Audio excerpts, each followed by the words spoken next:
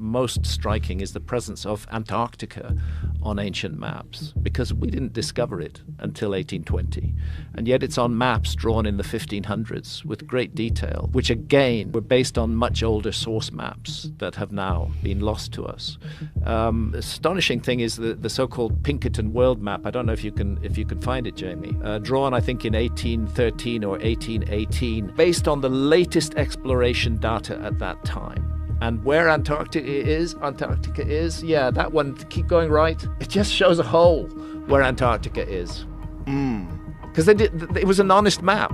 Nobody had found it by then. But if you go back to, for example, the Wolsey-Wooler world map drawn in 1530 or thereabouts, you find Antarctica is present. That map shows Antarctica exactly where it should be.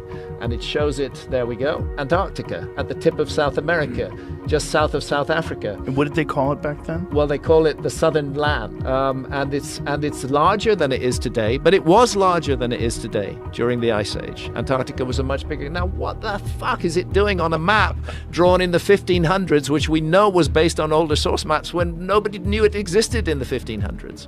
To me, the obvious answer is we are dealing with the fingerprints of a lost civilization that mapped the world and that left evidence of that mapping, which ancient map makers found and used and incorporated into their maps.